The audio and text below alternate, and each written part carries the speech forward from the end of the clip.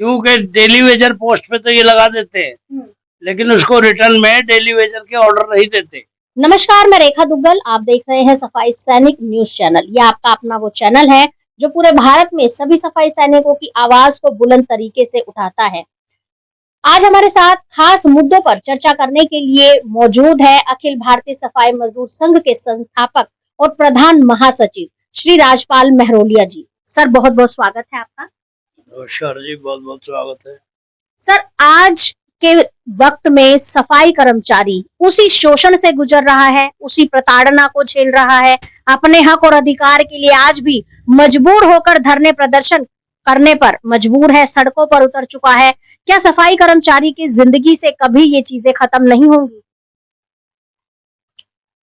देखिए, सफाई कर्मचारियों का शोषण दिल्ली में ही नहीं पूरे भारत में हो रहा है।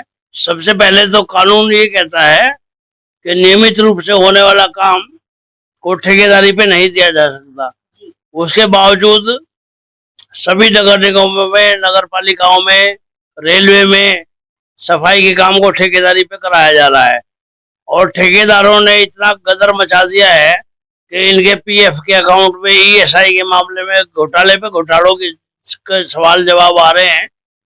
पता लग रहा है कि कहीं सफाई कर्मचारी की तनख्वाह कुछ है, उसमें से पीएफ डिडक्शन हो रहा है, उसके बाद वो तनख्वाह दी जा रही है, और जबकि ठेकेदार को उतने ही पैसे अपने पास से मिलाने चाहिए, लेकिन वो ठेकेदार अपने पास से देने की बात तो दूर है, वो सफाई कर्मचारियों के वेतन से जो पैसा काटा गया है उसको भी हजम कर रहे हैं, वहाँ पीएफ में जमा नहीं करा पा रहे हैं। तो इसके लिए अखिल भारतीय सफाई मजदूर संघ तैयारी कर रहा है। जैसे सुप्रीम कोर्ट ऑफ इंडिया ने, कई हाई कोर्टों ने सफाई कर्मचारियों के फेवर में बात की है।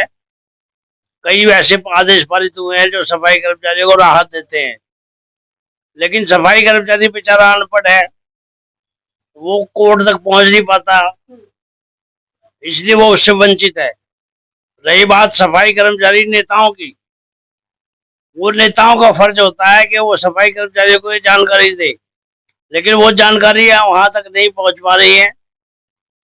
धरना प्रदर्शन, भूख हड़ताल में ही बिजी है नेता कि भ्रष्टाचारी सरकारों में ऐसा काम हो रहा है। सच बात यह है कि 240 डेज के बाद परमानेंट कर देना चाहिए, लेकिन सफाई कर्मचारी को सब्स्टिट्यूट लगाते हैं ये, और जब तक वो उसको परमानेंट करने का नंबर नहीं आता है, जब तक उसको डेली वेजर के ऑर्डर भी नहीं देते हैं। ये डेली वेजर पोस्ट पे तो लगा देते हैं, लेकिन डेली वेजर के रिटर्न ऑर्डर कहीं नहीं है उसके कर्मचारी के पास। तो उसके कोर्ट जाने का रास्ता भी इन्होंने बंद कर रखा है। सफाई कर्मचारी को शोषण दर शोषण कराया जा रहा है तरीके से। अभी दिल्ली नगर निगम की बात बताऊं मैं आपको, अभी हर जोन में 50 कर्मचारी इन्होंने रखे हैं ठेकेदारी पे। उसमें देखते हैं आगे जाने के बाद क्या होता है। जब डोर टू डोर कूड़ा उठाने का मामला कॉन्टेक्ट पे दिया गया था, तभी मैंने सभी यूनियनों के नेताओं से बात की थी और सभी को बताया था कि ये ठेकेदारी प्रथा की शुरुआत हो गई है, अगर आपने इसका विरोध नहीं किया तो ये रास्ता आप इसको खोलने जा रहे हैं। लेकिन नेताओं ने कहा कि कूड़ा उठाने का ही तो ठेका दिया है, हमारे झाड़ू को ठेके में थोड़ी दिया है। अब नेताओं से मैं पूछना चाहता हूं कि आपका जो हेडक्वार्टर है, जिसके गेट नंबर 5 पे आप धरना प्रदर्शन, भूख हड़ताल वगैरह करते हैं, उस सिविक सेंटर के अंदर जो सफाई कर्मचारी काम कर रहा है वो भी तो ठेकेदारी पे कर रहा है। वो इतने दिन से ठेकेदारी पे काम कर रहा है। प्राइवेट कंपनी के कर्मचारी सफाई सैनिक जो है वो सिविक सेंटर के तमाम विभागों में सफाई का काम जो है वो कर रहे हैं। उनके खिलाफ आवाज क्यों नहीं उठा रहे ये लोग? मैं तो अखिल भारतीय सफाई मजदूर संघ की तरफ से अपने सभी प्रमुख नेता जो इन कर्मचारियों की लड़ाई को लड़ रहे हैं, सफाई कर्मचारियों को तो हम संदेश दे रहे हैं कि एक हो जाओ, एक हो जाओ, हड़ताल पे आओ, सड़कों पे आओ, लेकिन खुद नेता एक क्यों नहीं हो रहे हैं? मैं आपके चैनल के माध्यम से 3 फेडरेशन बना रखी है लोगों ने। सबसे पहले अखिल भारतीय सफाई मजदूर संघ की तरफ से मैं भाई राजकुमार सिंघान जी जो कोर कमेटी के अध्यक्ष हैं, दूसरी कोर कमेटी के अध्यक्ष भाई नरेश बिहार जी, एक फेडरेशन जो बना रखी है, रणधीर गागड़ जी उसको चला रहे हैं। मैं इन तीनों नेताओं से बात करता हूँ कि सबसे पहले तो अपने नेताओं की मीटिंग बुला लीजिए और उसमें एक डिसीजन कर लीजिए कि हम तीनों को एक होना है, तब जाकर के आप सफाई कर्मचारियों को कुछ भला कर पाएंगे। सफाई कर्मचारी आपके साथ मेजोरिटी के साथ खड़ा होगा। अब गेट नंबर 5 पे धरना प्रदर्शन हड़ताल जो कर रहे हैं, वो मुझे एक बताने की कोशिश करेंगे कि सिविक सेंटर के अंदर जो सफाई कर्मचारी है वो कौन सी कंपनी का है, वो ठेकेदारी पे काम क्यों कर रहा है, उनके खिलाफ कौन लड़ेगा। सिर्फ एमसीडी के कर्मचारियों को तो कह देते हैं 20 साल हो गए परमानेंट नहीं किए, 240 दिन के बाद परमानेंट कराओ जी। लेकिन 240 दिन के बाद परमानेंट करने का रास्ता तो इन्होंने खुद ही बंद कर रखा है सफाई कर्मचारियों का, क्योंकि डेली वेजर पोस्ट पे तो ये लगा देते हैं लेकिन उसको रिटर्न में डेली वेजर के ऑर्डर नहीं देते। अगर ये डेली वेजर के ऑर्डर दे, रिटर्न में ऑर्डर दें डेली वेजर का, तो 240 हाजिरी कंप्लीट होने के बाद तो कोर्ट में जाके अपने आप ही चला जाएगा सफाई कर्मचारी। वो रास्ता भी इन्होंने बंद कर रखा है। कैशलेस मेडिकल कार्ड की डिमांड मान ली गई, लेकिन उन कर्मचारियों के पैसे कट रहे हैं, कार्ड आज तक नहीं मिला जी। तो इस भ्रष्टाचार को कहाँ तक छुपाएंगे आप जी। और अगर सर बात करें जोन के अंदर, जितने अपने रोहिणी के अंदर अपना दिल्ली में जोन है, रोहिणी है, नरेला है, अपना केशवपुरम जोन है, शादरा जोन है, जितने भी जोन है, वहां पर जब कर्मचारी जाता है किसी भी अधिकारी के पास किसी भी काम को लेकर, तो उसको बहुत चक्कर लगाने पड़ते हैं। वहां रिश्वत की भी डिमांड होती है। कर्मचारी जब उनकी बात को नहीं कर पाता पूरा, तो सालों साल उसको चक्कर लगाने पड़ते हैं। फाइलों के पेज जो है वो खो जाते हैं, रिकॉर्ड नहीं मिलता है। तो सर कहीं ना कहीं एक कर्मचारियों का शोषण लगातार जो चल रहा है, क्या इसके खिलाफ कोई एक्शन लिया जाएगा? सफाई कर्मचारी क्योंकि अनपढ़ है, उसको ज्यादा नॉलेज है नहीं कानून के बारे में, इसी वजह है कि इसी वजह से ये जो डीलिंग क्लर्क होते हैं, बाबू होते हैं, ये सफाई कर्मचारी को गुमराह करते हैं और सफाई कर्मचारी की फाइल में ऑब्जेक्शन लगा लगा के जब तक सफाई कर्मचारी वहां भेंट पूजा लेकर नहीं पहुंचता तब तक वो ऑब्जेक्शन दूर नहीं होता है। तो मतलब सर कहें कि जड़ से लेकर ऊपर तक सभी जो अधिकारी बैठे हैं कहीं ना कहीं इस करप्शन में भागीदार हैं। बिल्कुल जी। अभी कमिश्नर साहब की मीटिंग हुई थी, उन्होंने कहा था आरोप मत लगाओ, एविडेंस लेकर आओ। अरे एविडेंस के लिए आपके पास विजिलेंस डिपार्टमेंट है ना आपका, उनको भेजिए आप। आज भी सफाई कर्मचारी से एक जो सफाई कर्मचारी होता है कच्चा लगता है या 89 डेज पर जो जाता है लगता है, उससे 3-3 4-4 बीट कराई जा रही है।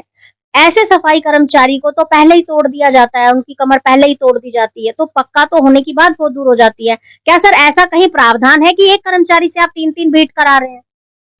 ऐसा प्रावधान कहीं नहीं है, लेकिन ये जो हो रहा है ये हमारी आपस की मिली भगत की वजह से हो रहा है जी। हमारे जो कर्मचारी, कड़वा सत्य बोल रहा हूं मैं जी।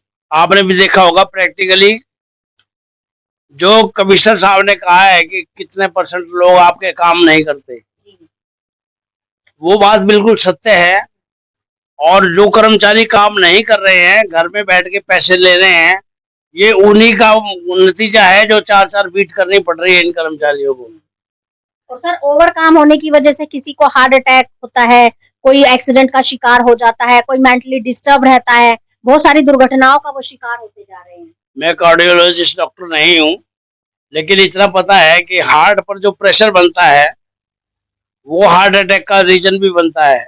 टेंशन जब दिमाग में आ जाती है तो दिमाग की टेंशन जो है दिल पर आती है और उससे हार्ट अटैक होता है। काम का जो प्रेशर आता है सफाई कर्मचारी के ऊपर, वो सोच सोच के ही परेशान हो जाता है कि इतना काम मुझसे क्यों करवाया जा रहा है।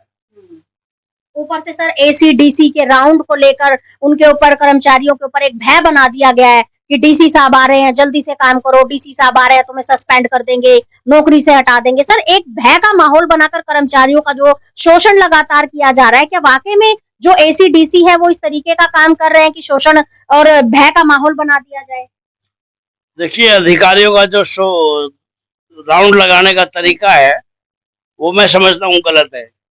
उनको 9 बजे के बाद बीट चेक करनी चाहिए, वो 7:30 बजे बीट चेक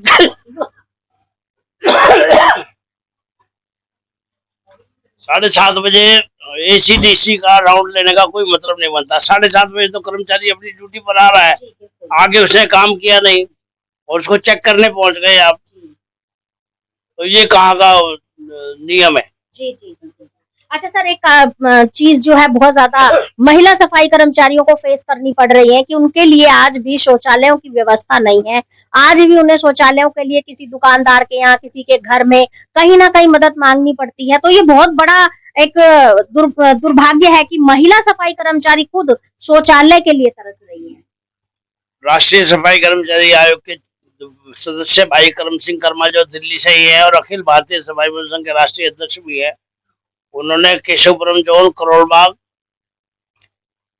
और 1-2 जोन में और मीटिंग ली है। अभी वो कलकत्ता में है, आने के बाद वो 12 के 12 जोनों का दौरा करेंगे। 3 जोनों में जहाँ दौरा किया है वहाँ ऑर्डर किए है उन्होंने कि जहाँ महिलाओं के लिए वॉशरूम की सुविधा नहीं है वहाँ कम से कम पोर्टो केबिन तो बना के दे सकते हैं आप। तो वो आ जाए, आने के बाद फिर कमिश्नर साहब के साथ सफाई कर्मचारी आयोग की मीटिंग होगी, उसमें सभी जोनों के डीसीपी होंगे और उच्च अधिकारी होंगे, वहाँ फैसला होगा क्या होता है।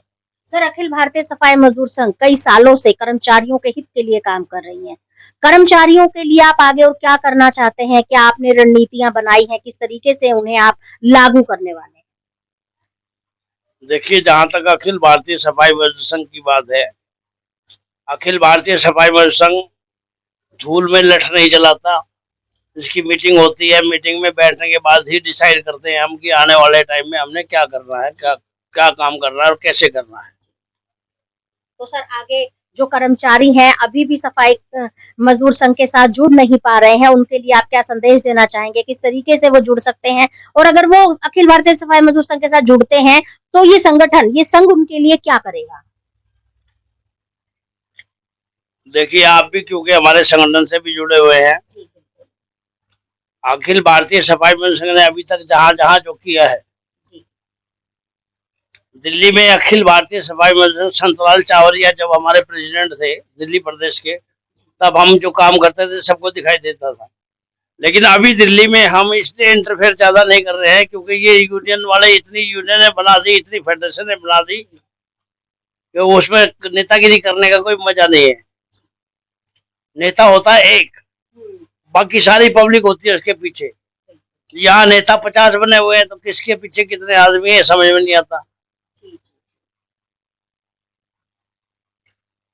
तो सर, आखिरी में आप देशवासियों को क्या मैसेज देना चाहेंगे? किस तरीके से वो शोषण से अपना बचाव कर सकते हैं और जागरूक किस तरीके से हो सकते हैं? देखिए, हमारा एक प्रयास है अभी महाराष्ट्र में लॉर्ड पागे कमेटी, जस्टिस लॉर्ड पागे कमेटी की रिपोर्ट लागू हुई है, काफी दिन से लागू है वो। उसका हमने इंग्लिश वर्जन मंगाया है, उसको हम लेकर सुप्रीम कोर्ट में जाएंगे और पूरे देश में उसको लागू कराएंगे क्योंकि महाराष्ट्र भारत से अलग स्टेट नहीं है। जब महाराष्ट्र के सफाई कर्मचारी को ये फैसिलिटी मिल सकती है तो पूरे देश के सफाई कर्मचारी को ये फैसिलिटी मिलनी चाहिए। इसको लेकर हम सुप्रीम कोर्ट में जाने की तैयारी कर रहे हैं। देश के सफाई कर्मचारियों से मैं आपके माध्यम से ये निवेदन करता हूँ कि अखिल भारतीय सफाई मजदूर संघ 9742 के सदस्य बने, हमारे साथ जुड़े, आपकी जो प्रॉब्लम है वो हमें भेजे, हम उसका समाधान करा के देंगे।